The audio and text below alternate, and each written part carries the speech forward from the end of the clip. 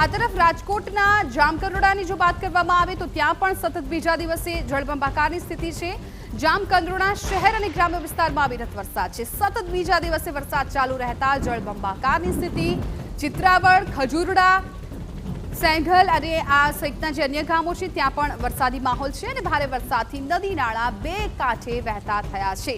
સતત બીજા દિવસે વરસાદી માહોલ છે અને જો આ જ પ્રકારે મેઘરાજાની કૃપા છે વરસી તો અનેક નદી નાળાઓની સ્થિતિ હજુ પણ વધારે ખરાબ થઈ શકે છે, કેમ કે 2 દિવસના વરસાદમાં જ નદીઓ છે એ બે કાંઠે વહેવા લાગી છે।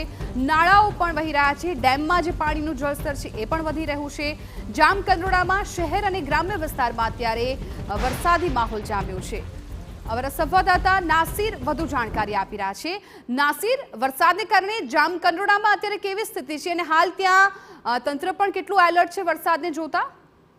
જે તંત્ર એલર્ટ છે જામકંડોળા તાલુકાના ગુંદાશ્રી ગામમાં વિઠ્ઠલભાઈ જે સહકાર ભવન છે તેમાં પાણીનો ગરકાવ થયો છે। દૂધ મંડળીમાં દૂધ મંડળી છે તેમાં પાણી ઘૂસ્યા છે।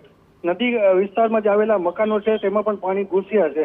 હાલ વરસાદ અત્યારે થોભી ગયો છે। બિલકુલ નાસિર, આભાર સમગ્ર માહિતી બદલ। તો અત્યારે જામકંડોળામાં પણ તંત્ર વરસાદને લઈને એલર્ટ છે, કેમ કે ગમે ત્યારે સ્થિતિ છે વધારે ખરાબ થઈ શકે છે। સતત 2 દિવસથી વરસાદી માહોલ જામ્યો છે અને ભારે વરસાદને કારણે નદી નાળાઓ પણ છલકાઈ ગયા છે।